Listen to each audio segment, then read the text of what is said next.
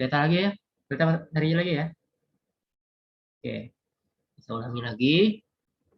Bahwa komponen perkuliahannya itu mesti Anda penuhi.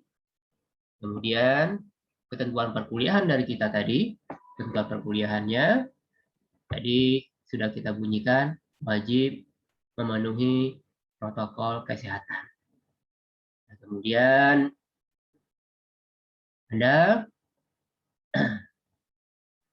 hanya hadir di kampus ketika perkuliahan offline, ya.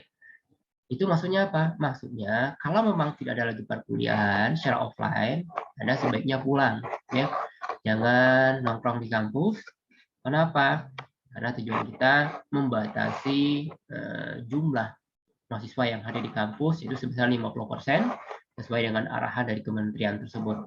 Ya, kalau Anda habis kuliah nggak ada lagi mata tetap nongkrong di kampus, ya tidak, artinya tidak berlaku pembatasan 50% tadi.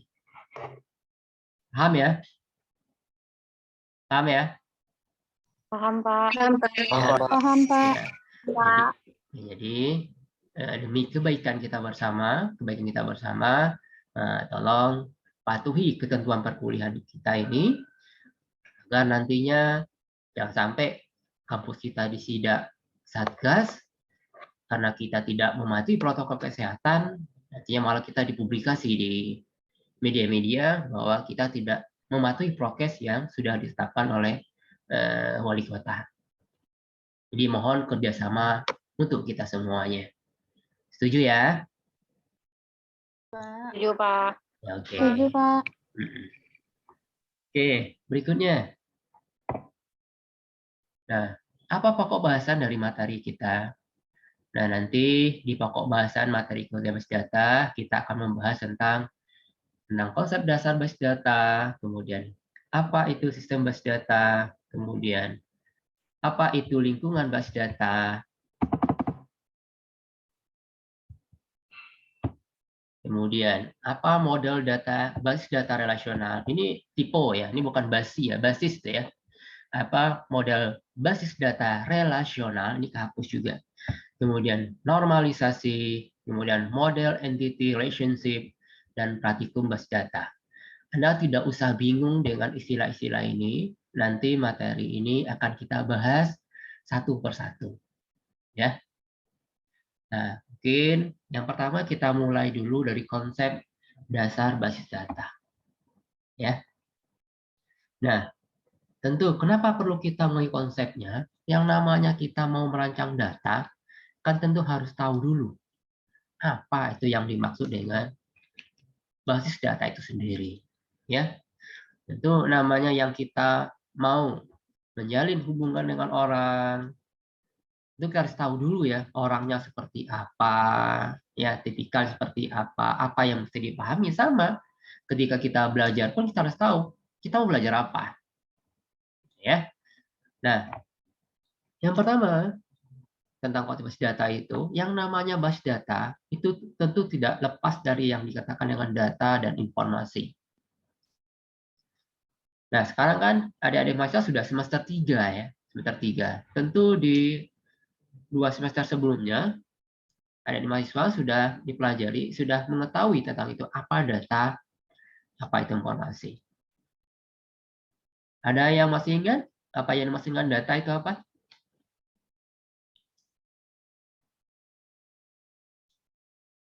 Ada yang masih ingat? Yang sampai orang komputer datanya nggak tahu, informasi itu apa? Nggak tahu juga. Ini tanya, data itu apa? Data itu informasi, Pak.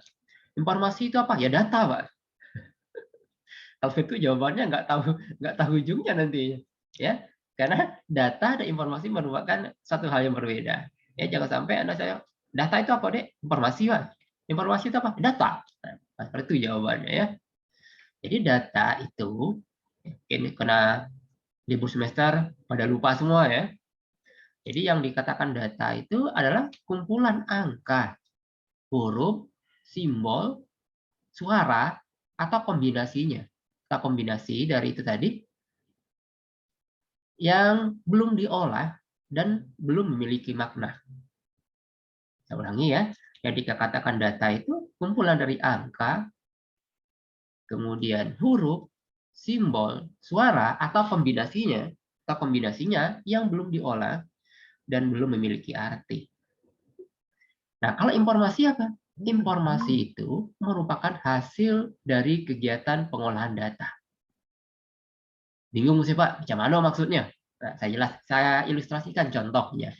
Saya ilustrasikan contohnya ya. Pak, mana yang data, mana informasi? Kita lihat dulu. Data mahasiswa itu apa saja? Data mahasiswa itu salah satunya ada NIM, ada nama. Nah, kita mulai dari NIM dulu. NIM, contoh, Anda kan angkatan 2020 ya, umpamanya anak SI. NIM itu umpamanya 804 020 0141. NIM itu data. Bisa tidak saya menghasilkan informasi dari NIM kalian? Bisa tidak? Dari NIM tadi bisa tidak saya menghasilkan informasi? Bisa. Informasi apa? Contoh, kalau NIM di depannya 804, itu mewakili bahwa mahasiswa tersebut program studi informasi. Kalau NIM-nya di depannya 802, itu mewakili dia adalah program studi teknik informatika. Kalau NIM itu di depannya 803, mewakili dia adalah program studi sistem komputer. Nah, umpamanya saya ingin tahu nih, siapa saja mahasiswa yang prodinya sistem informasi. Dari NIM tadi bagaimana saya mengambilnya? Tinggal saya ambil 3 karakter awal. Nah, ya. Saya ambil 3 karakter awal, tampilkan mahasiswa yang prodinya sistem informasi. Kalau dalam database, select from mahasiswa where 3 karakter awalnya mid ya 1,3 ya sama dengan 804. Maka tampillah semua mahasiswa yang prodinya sistem informasi. NIM tadi data, kemudian data mahasiswa yang tampil yang SI tadi itu namanya informasi. Udah paham? Paham enggak? Paham. Nah, jelas kan mana yang data, mana informasi. Itu baru satu informasi loh yang saya hasilkan dari data tadi. Apalagi informasi yang bisa saya hasilkan dari NIM tadi. Saya ingin tahu siapa saja mahasiswa yang angkatan 2020. Bisa tidak? Bisa. Dari NIM tadi kan ada itu 804020. 20 itu apa? 20 itu mewakili angkatan. Nah, kalau saya filter dari NIM, saya ambil yang karakternya itu 20, maka akan tampillah semua mahasiswa yang angkatan 2020. Nah, dari NIM tadi, dari satu data saja, dari NIM saja, untuk sementara saya sudah bisa menghasilkan 2 informasi. Yang pertama, data mahasiswa berdasarkan prodi. Yang kedua, data mahasiswa berdasarkan angkatan. Paham ya? Oke. Sebentar, ada telepon.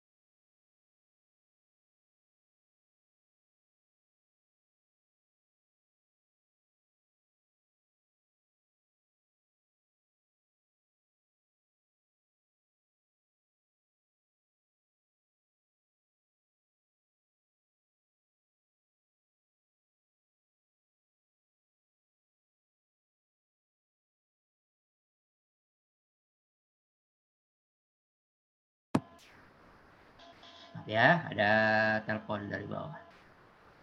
Selanjutnya, ya.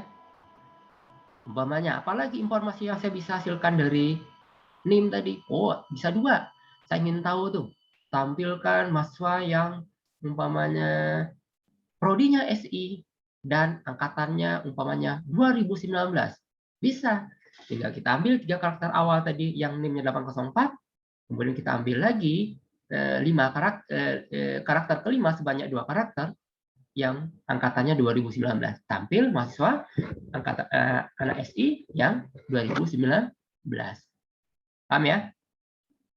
Nah, tentu untuk menghasilkan informasi dari data tadi, kita memerlukan yang namanya sistem informasi. Jadi sistem informasi itu apa? Sistem informasi itu adalah kumpulan dari beberapa elemen yang saling berinteraksi untuk menghasilkan informasi. Apa contoh informasi, Pak? Contoh informasi yang salah satunya sering Anda gunakan itu adalah sistem informasi akademik, SIAKAD. Tahu ya? Yang Anda pakai, SIAKAD itu merupakan sistem informasi.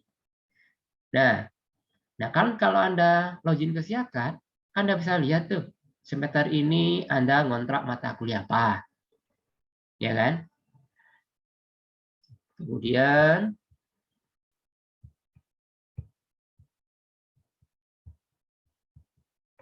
apa namanya lagi? Anda bisa tahu siapa dosen PA kalian. Nah, itu fungsi dari sistem informasi. Paham ya? Lagi, sistem informasi itu apa? Kumpulan dari beberapa elemen yang saling berinteraksi untuk menghasilkan informasi. Nah, jadi sudah tahu ya, mana yang data, mana yang informasi, mana yang sistem informasi. Nah, berikutnya, karena tadi saya bilang sistem informasi itu merupakan kumpulan dari beberapa elemen atau komponen yang saling berinteraksi. Sekarang kita bahas apa saja yang menjadi komponen sistem informasi. Ya, nah, ini merupakan komponen dari sistem informasi. Yang pertama, ada hardware. Kita sudah tahu lah ya, hardware itu perangkat keras. Ya,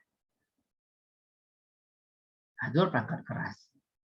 Apa saja termasuk perangkat keras? Banyak lah. Ya, ada CPU yang Anda gunakan, ada monitor, ada keyboard, ada mouse. Itu adalah perangkat keras. Ya, perangkat keras yang digunakan untuk mengoperasikan perangkat sistem informasinya. Nah, kemudian ada software. Software apa? Software perangkat lunak. Nah, perangkat lunaknya apa saja? Contohnya ada sistem operasi, ada program aplikasi, kemudian ada bahasa pemrograman yang Anda gunakan untuk mengisi informasi, itu namanya software. Ya, di software perangkat lunak yang digunakan untuk menjalankan sistem informasi tersebut. Ya, hardware tanpa perangkat lunak tentu tidak akan bisa jalan ya, tentu tidak akan bisa jalan. Komputer kalau nggak ada sistem operasi bisa jalan nggak? Kalau nggak ada Windows, kalau nggak ada apa, jalan nggak komputer? Nggak bisa kan? Nah, dia memerlukan perangkat lunak atau software supaya hardware tadi bisa berfungsi.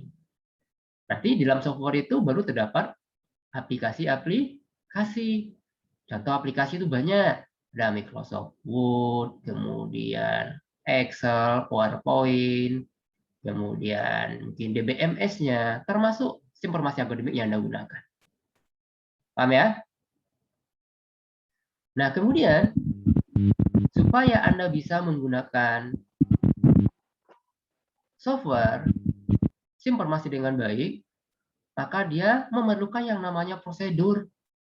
Prosedur itu cara penggunaan. Nah, jadi kalau Anda login ke dalam sistem informasi akademik, mengontrak umpamanya, di sana ada panduan kan, bagaimana cara mengontrak mata kuliah, bagaimana cara mengajukan cuti, bagaimana cara aktif, itu namanya prosedur. Kenapa harus ada prosedur? Supaya orang bisa menggunakan sistem informasi dengan baik. Tidak bingung dia, macam mana ngontrak, bagaimana cara aktif, bagaimana tidak cuti. Kalau tidak ada prosedur, tentu usernya kebingungan cara menggunakannya. Paham ya? Nah, berikutnya, supaya sistem informasi tadi bisa Anda akses dari luar, Anda bisa akses dari rumah, maka dia memerlukan yang namanya networking. Ya, untuk apa? Supaya data itu bisa diakses dari mana saja. Ya, makanya informasi tadi supaya bisa digunakan dengan baik, salah satu komponennya adalah ada yang namanya computer networking. Nah, berikutnya, dari mana semua informasi tadi dihasilkan? Dari database. Kalau database tidak ada atau basis data tidak ada, informasi apa yang dihasilkan? Makanya di sini tadi kita jelaskan bahwa database merupakan salah satu komponen dari sistem informasi. Ya. Nah, kemudian yang terakhir ada people atau bahasa lainnya adalah user. Bahasa lainnya adalah user. User banyak ya, ada end user, ada data administrator dan lain-lain sebagainya. Paham ya? Untuk komponen informasi sudah paham semua? Jelas? Jelas. Jelas, Pak. Ya, kalau jelas, saya lanjutkan. Kalau ada yang ragu, boleh langsung tanyakan, nggak ada masalah. Ya, yang penting Anda belajarnya enjoy, Anda paham dengan apa yang disampaikan hari ini. Berikutnya, Anda sudah paham.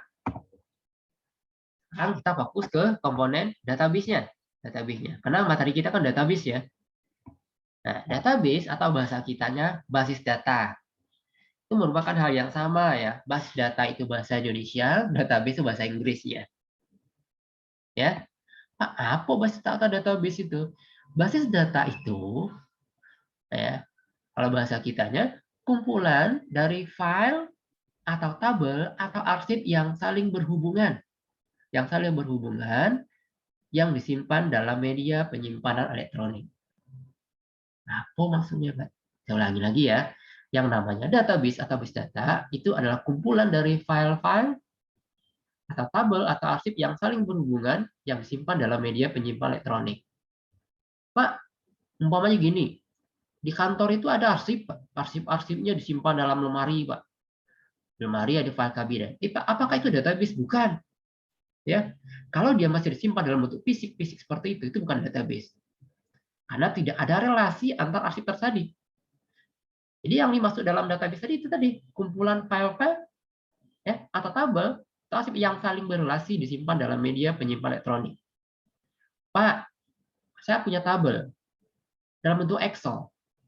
Disimpan masing-masing, Pak. Ada tabel mahasiswa, foldernya di sini. File dosen simpannya di sini, file nilai disimpannya di sini. Apakah itu database? Bukan. Kalau dia masih terpisah-pisah, tidak ada relasi, ya tidak bisa diakses secara bersama-sama, itu bukan database juga namanya. Jadi intinya, yang namanya basis data adalah kumpulan file-file yang saling berrelasi yang disimpan dalam media penyimpan elektronik. Ya, contoh di sini. Apa contoh database itu? Contoh di sini, ada data dosen, ada data kursus atau data mata kuliah, ada data student, ada data nilai, ada data fakultas, ada data prodi. Ya walaupun pasti simpan terpisah dalam hard disknya, tapi saling berrelasi. Bagaimana relasinya? Relasinya antar tabel tadi dilakukan melalui yang namanya key. Key itu ada dua. Ada primary key, ada foreign key. Apalagi itu, Pak? Primary key itu kunci utama pada tabel. Kalau foreign key kunci penghubung. Cuman maksudnya, Pak? Gini maksudnya. Di tabel mahasiswa ada NIM nggak? Ada NIM kan? Betul kan? Di tabel mahasiswa ada NIM. NIM itu ada nggak yang sama antara mahasiswa satu dengan yang lain? Betul. Tidak ada kan? Ya. Ya, dengan NIM tadi, NIM di tabel mahasiswa berfungsi sebagai primary key. Sebagai kunci utama, pembeda antara mahasiswa yang satu dengan mahasiswa yang lain. Kalau nama bisa nggak jadi primary key? Bisa, karena nama ada kemungkinan sama kan? Tampilkan yang namanya Yeni. Yeni ada 10, 10-nya tampil. Tapi kalau NIM, dia unik. Pak, mana yang foreign key? Di foreign key contohnya gini, umpamanya di tabel mahasiswa, dari tabel mahasiswa, kelihatan nggak mahasiswa tersebut ada di prodi mana? Bisa kan? Di tabel mahasiswa nanti ada kode prodi. Kode prodi yang ada di tabel mahasiswa itu namanya foreign key, penghubung. Jadi melalui kode prodi yang ada di tabel mahasiswa, nantinya kita bisa tahu mahasiswa tersebut ada di prodi mana. Paham? Paham ya? Ya, walaupun masih agak ngambang-ngambang, nanti pas kita ngerancang database kelihatan ya, kelihatan mana fungsi primary key, mana fungsi foreign key. Sekarang ini wawasan umum dulu, supaya Anda paham ya bagaimana tabel tadi berelasi. Contoh lagi, di mahasiswa ada dosen PA kan? Ya, nantinya di tabel dosen, kode dosen sebagai primary key. Di tabel mahasiswa nanti ada kode dosen juga, tapi di tabel mahasiswa kode dosen sebagai foreign key, sebagai penghubung. Artinya apa? Melalui kode dosen yang ada di tabel mahasiswa tersebut, kita bisa tahu mahasiswa itu siapa dosen PA-nya. Paham ya? Paham? Pak. Nah, mudah-mudahan nggak puyeng ya. Itu ilustrasinya ya. Nah, lanjut.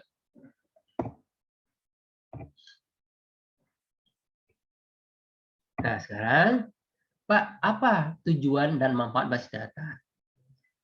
Nah, adapun tujuan dan manfaat basis data itu yang pertama adalah untuk speed atau kecepatan dan kemudahan.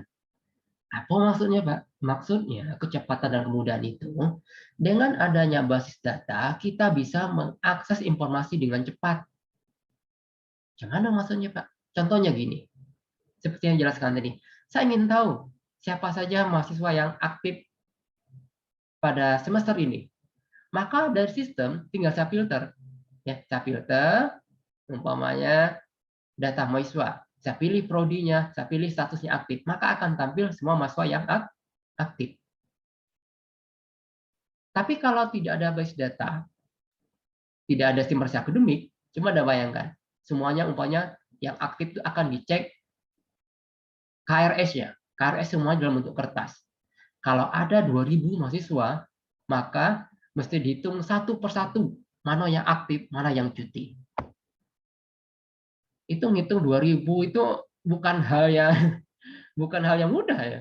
Buka lemari arsip, hitung satu persatu. Nah, tapi kalau adanya nanti basis data yang diolah list informasi, tinggal kita filter, cek, umpamanya mahasiswanya, prodinya apa, tinggal pilih statusnya aktif, cuti atau apa. Kalau kita mau tahu yang aktif, tinggal pilih aktif, maka tampil mahasiswa yang aktif. Paham ya? Itu maksudnya. Speed itu maksudnya apa? Kita bisa mengakses informasi dengan cepat dan mudah. Jelas? Jelas ya? Yang kedua, efisiensi ruang penyimpanan. Nah, saya bilang tadi, kalau semuanya mesti dicetak, contoh KRS dicetak, KHS dicetak, nanti BAK akan mengarsipkan KHS umpamanya ada 2.000 mahasiswa, KRS dicetak 2.000, KHS dicetak 2.000, lalu diarsipkan dalam bentuk lemari arsip. 1 semester 2.000 mahasiswa, 2 semester 4.000. Anda bayangkan kalau selama 4 tahun saja Anda butuh berapa banyak arsip untuk menyimpan arsip yang dicetak tadi. Banyak kan? 1 tahun nggak cukup satu ruangan. Tapi kalau dengan adanya basis data, di mana Anda simpan datanya? Cuma dalam hard disk. Ketika kita butuh, Pak, KHS saya hilang. Bisa nggak dicetak ulang? Bisa. Tinggal ke BAK, ya, tinggal Anda cetak sendiri. Atau di menu siakat kan Anda bisa cetak sendiri kan? Tinggal buka KHS cetak sendiri. Tapi kalau seandainya semua dalam bentuk fisik, Anda ke BAK, BAK bongkar lemari itu yang sebanyak Anda udah semester 8. Mau cetak KHS semester 1. Punya nggak nyarinya? Kalau dalam bentuk fisik. Susah ya. Hilang pula. Ada kelabakan BAK. Tapi kalau dengan SIM tidak. Oh, tinggal pilih. Semester berapa yang Anda butuh? Semester 1. Pilih semester 1, tinggal pilih print, udah cetak. Ya, jadi efisiensi tinggal simpan dalam hard disk, kita bisa mengakses data dengan cepat, ya tidak butuh ruangan yang besar untuk menyimpannya. Kemudian berikutnya apa? Keakuratan. Jadi dengan adanya basis data, kita bisa menghasil informasi secara akurat. Dengan catatan, informasi yang ada dalam basis data tadi selalu diupdate. Kalau basis datanya tidak ada update, tentu juga tidak menghasilkan informasi yang akurat. Apa contohnya? Contoh, ya. Ketika umpamanya Anda punya nomor handphone Anda berubah. Maka kalau ada terjadi perubahan biodata, sebaiknya mahasiswa tersebut mengupdate informasi di profil dia. Oh, nomor handphone-nya ganti, digantilah. Update lah informasi nomor handphone yang ada di Siakat. Tujuannya apa? Tujuannya ketika PA akan mengkonfirmasi atau ada yang mau dikonfirmasi sama kalian, dia bisa langsung lihat nomor handphone kalian. Kalau tidak ada update, tentu bingung PA nyari. Noh, nomor handphone tidak aktif lagi. Bagaimana cara mencarinya? Tapi kalau Anda update, ketika PA mau buka handphone, langsung dia mendapatkan nomor yang terbaru. Jadi dia selalu akurat. Paham ya? Itu yang dimaksud dengan keakuratan atau akurasi. Kemudian yang berikutnya ketersediaan. Jadi dengan adanya base data, kita bisa mengakses informasi kapan saja. Kapan saja. Kan tadi salah satunya sudah saya ilustrasikan. Ketika Anda butuh KHS di semester tertentu, Anda semester 3, ingin mencetak lagi KHS semester 1, tinggal Anda pilih semester, tinggal Anda pilih print. Ya. Kalau Anda butuh KHS semester 2, tinggal pilih semesternya, tinggal Anda cetak. Ya, itu yang dimaksud dengan ketersediaan. Jadi informasinya tadi bisa Anda akses kapan saja, informasinya selalu tersedia. Kemudian, kelengkapan. Dengan adanya basis data, kita bisa mengakses informasi secara lengkap. Ya, tidak terpisah-pisah. Contoh, dosen PA ingin tahu nih, untuk PA-nya ini, namanya siapa, anak didiknya namanya siapa, alamatnya di mana, nomor handphonenya berapa, walinya siapa, dia tinggal lihat akses di dalam basis data atau profil mahasiswanya. Jadi informasi semua tentang mahasiswa tadi bisa dia akses secara lengkap. Yang berikutnya itu masalah keamanan atau security. Nah, dengan adanya basis data yang kita miliki bisa kita protect ya, kita protect atau kita lindungi. Maksudnya apa? Data itu hanya bisa diakses oleh orang-orang yang memang mempunyai kepentingan. Contoh, siapa yang bisa mengakses data mahasiswa? Yang pertama, mahasiswa itu sendiri. Yang kedua, tentu pihak BAK. Selain kedua itu tadi, mahasiswa dan BAK tentu dia tidak bisa mengupdate data mahasiswa. Jadi kalau seandainya ada yang merubah data mahasiswa, selain kedua user tadi, tentu nantinya akan kelihatan di lognya. Di log database, oh siapa yang merubah, tanggal berapa dia merubah datanya. Ya. Nah, itu yang dimaksud dengan segi keamanan. Jadi data hanya bisa diakses oleh orang yang mempunyai kepentingan. Kemudian berikutnya apa? Kebersamaan pemakaian. Maksudnya apa? Dengan adanya database, data tadi bisa kita akses secara bersama-sama.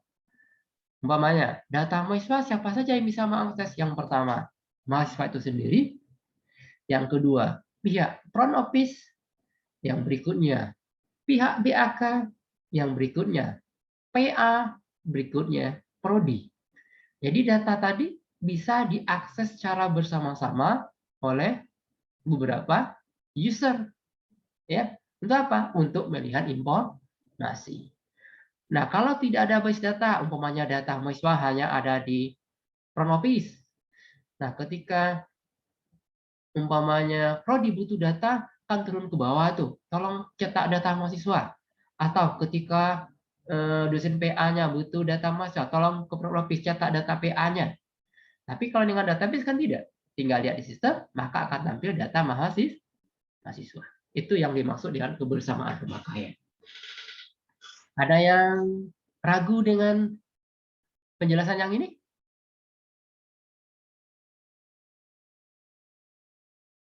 Bisa dicerna dengan baik? Bisa, Pak. Syukur kalau bisa dicerna dengan baik ya. Kalau tidak ada yang, kalau ada yang ragu boleh langsung tanyakan aja, nggak ada masalah. Oke, kalau memang jelas, saya lanjutkan ke berikutnya. Nah, bagaimana atau apa kriteria basis data? Ya, jadi tidak semua data itu termasuk dalam basis data ya. Jadi kriteria basis data itu yang pertama dia bersifat data oriented bukan program oriented. Maksudnya apa, Pak? Maksudnya data oriented itu memang berorientasi terhadap data, bukan program oriented. Program oriented itu maksudnya basis data hanya bisa digunakan oleh program tertentu. Jadi maksudnya ketika digunakan oleh program yang lain, itu tidak bisa digunakan. Maka saya bilang tadi, sebaiknya memang data itu yang dikatakan database, dia harus memang bersifat full data oriented, bukan program oriented. Maksudnya tidak bergantung atau hanya bisa digunakan oleh program tertentu. Nah, yang kedua, dapat digunakan oleh beberapa program aplikasi tanpa mengubah basis datanya. Apa maksudnya, Pak? Maksudnya dapat digunakan oleh beberapa program aplikasi tadi tanpa mengubah basis data itu, saya ilustrasikan seperti ini. Anda punya rekening nggak di bank? Punya ya. Jadi ketika kita nabung di bank, itu kan biasanya tellernya atau bagian front office-nya akan mendata siapa nama nasabah, berapa setorannya, nanti akan diinputkan ke sistem kan? Dibuka ke sistem, maka nanti akan terdata siapa nama nasabah, berapa tabungannya. Nah, biasanya kita kan ditawarkan tuh, mau mengaktifkan e-banking dan mobile banking nggak? Nah, kalau umpamanya kita iya kan, nanti ada 3 aplikasi itu. Ada aplikasi di pihak tellernya, ada aplikasi e-banking, kemudian ada aplikasi mobile banking. Nah, ketika kita akan mengakses informasi itu, umpamanya Anda punya akun e-banking dan mobile banking-nya. Anda ingin tahu berapa saldo saya bulan ini. Nah, Anda akses tuh. Anda buka saldonya melalui e-banking. Begitu Anda cek saldonya 2 juta. Lalu Anda punya aplikasi mobile banking juga. Anda buka, cek saldo melalui mobile banking. Anda cek sama nggak saldo yang ada di e-banking sama mobile bankingnya? Sama nggak? Pasti sama. Kenapa sama? Karena database yang diakses sama. Sama nggak saldo yang ada di pihak tellernya? Ya pasti sama. Jadi saldo yang diakses oleh pihak teller, kemudian yang diakses melalui mobile banking, yang diakses melalui banking, semua datanya sama. Kenapa? Karena data yang diakses sama. Paham? Itu yang dimaksud dengan data bisa digunakan oleh beberapa program aplikasi. Tahu contoh lainnya? Mungkin Anda kan sebagai sudah divaksin nih. Sudah divaksin. Kan ada aplikasi Peduli Lindungi nggak? Ada yang sedang install? Nah, Udah, Pak. nah, aplikasi Udah, Pak. ya, aplikasi Peduli Lindungi itu kan ada yang bisa diakses via browser, ada yang bisa diakses melalui mobile aplikasi, ya kan? Ya, Pak. Nah, data yang diakses melalui browser atau aplikasi yang ada di mobile sama nggak datanya ketika Anda buka? Sama. Sama. Kenapa bisa sama? Karena basis data yang diakses sama. Gitu. Paham ya? Itu yang dimaksud dengan data dapat digunakan oleh beberapa bank aplikasi. Yang ketiga, dapat berkembang dengan mudah baik volume maupun struktur datanya. Apalagi maksudnya, Pak? Maksudnya begini, yang namanya data, tentu data itu bisa bertambah atau berubah struktur ya. Maksudnya bagaimana, Pak? Maksudnya gini, ketika kita mendata data mahasiswa, umpamanya di tabel mahasiswa, pertamanya cuma ada NIM, nama, alamat, orang tua, nomor handphone. Nah, ternyata ada satu atribut yang belum ditambahkan. Umpamanya atribut yang belum ditambahkan itu anggaplah statusnya. Umpamanya apakah statusnya itu mahasiswa saja atau bekerja. Nah, bagaimana cara menambahkannya? Tinggal kita tambah di database-nya status pekerjaan, mahasiswa atau bekerja. Nah, dengan menambahkan tadi, kita tidak merubah semua data, hanya menambahkan satu atribut. Tapi kalau Anda umpamanya pakai formulir, nambah satu atribut saja, Anda cetak ulang nggak formulirnya? Cetak lagi kan? Tapi kalau pakai pencetak, tidak perlu. Tinggal Anda rubah, nantinya dia akan tinggal Anda isi bagian yang kosong, tinggal Anda update. Itu maksudnya. Paham ya? Paham? Paham. Nah, Paham. berikutnya, dapat digunakan dengan cara yang berbeda-beda. Nah, ini apa lagi nih, Pak? Maksudnya, dapat digunakan dengan cara yang berbeda-beda. Ya, kan yang namanya masing-masing user, kebutuhan datanya beda-beda nggak? Mahasiswa kebutuhan datanya lain. Pronopis kebutuhan datanya lain. BHK kebutuhan datanya lain. Prodi kebutuhan datanya lain. Nantinya data itu akan tampil sesuai dengan kebutuhan dari masing-masing penggunanya. Contoh, kalau Anda mahasiswa, kalau Anda login, apakah Anda butuh data teman-teman kalian? Apakah Anda butuh data IP dari mahasiswa yang lain? Tidak kan? Tidak.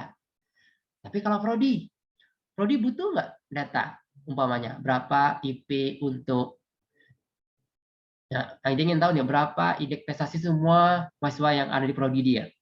Butuh kan? Tapi apakah dia perlu tahu berapa rata-rata indeks prestasi Prodi yang lain? Enggak. Kecuali dekannya. Dekan dia butuh informasi indeks prestasi dari semua Prodi. Paham ya? Jadi itu maksudnya dapat digunakan cara yang berbeda-beda sesuai kebutuhan dari masing-masing user. Gitu. Ya. Yang terakhir itu kerangkapan data dapat diminimalkan. Jadi dengan adanya basis data, ya, basis data yang baik itu dia dapat meminimalkan kerangkapan data. Kerangkapan data itu nama lainnya redundansi data. Apa itu, Pak? Ada data yang sama berulang-ulang. Umpamanya di data di FO ada data mahasiswa DW. Kemudian di BAK ada data mahasiswa sendiri. Di Prodi ada mahasiswa tersendiri. Nah, kalau masing-masing unit punya data sendiri, itu bukan database yang baik. Kenapa? Kalau di FO ternyata datanya sudah berubah, alamat handphone mahasiswanya, belum tentu di BAK berubah, belum tentu di Prodi berubah. Kenapa? Karena masing-masing nyimpan sendiri-sendiri. Tapi kalau hanya disimpan dalam suatu database, ya, data mahasiswa hanya satu. Ketika Anda rubah, mahasiswanya berubah, otomatis semuanya akan berubah. Tapi kalau masing-masing, apa? Datanya bisa tidak konsisten. Nah, masing-masing nyimpan data. Ya, makanya yang namanya basis data yang baik itu kerangkapan datanya minimal, ya. Tidak ada lah, ya. Bisa diminimalkan, bisa ditekankan masalah redundansi datanya. Nah, sampai situ dulu. Kira-kira understand ora? Paham tidak? Paham, Pak. Paham, Paham, ya. Pak. Paham, Pak. Jangan stres dulu ya.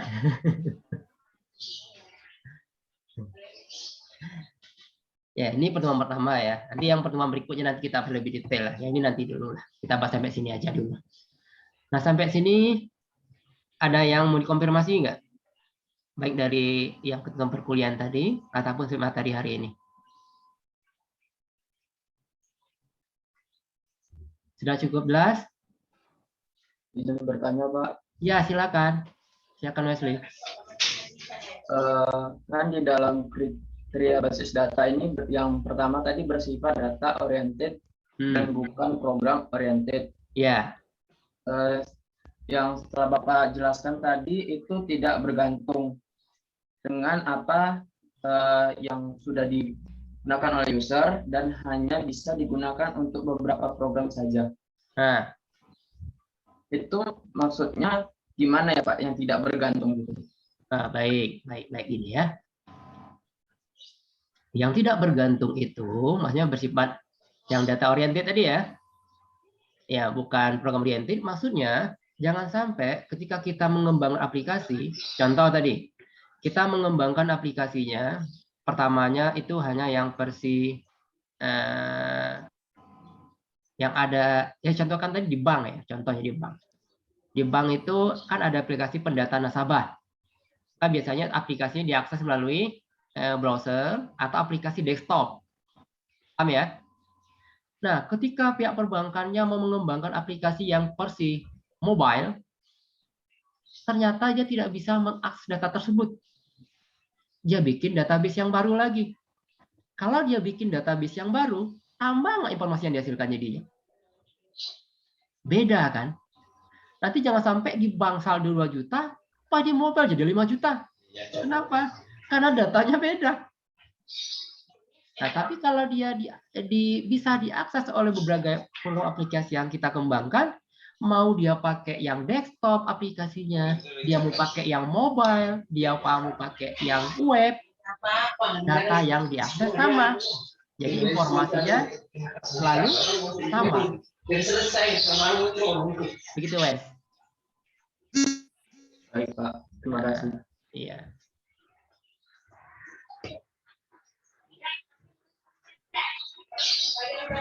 Paham ya? Oke. Yang lain ada?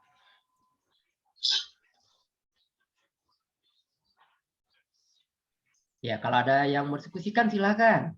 Tapi jangan masalah keluarga ya.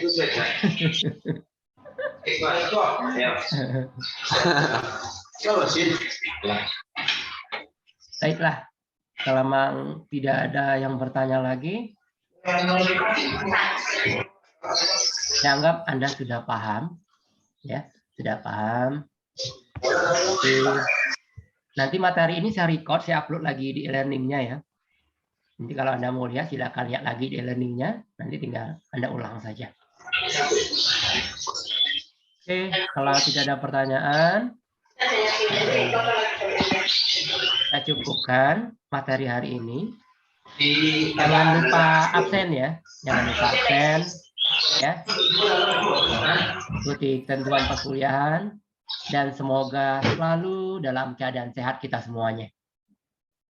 Ya. Oke. Saya tutup dengan Assalamualaikum warahmatullahi wabarakatuh. Waalaikumsalam warahmatullahi wabarakatuh.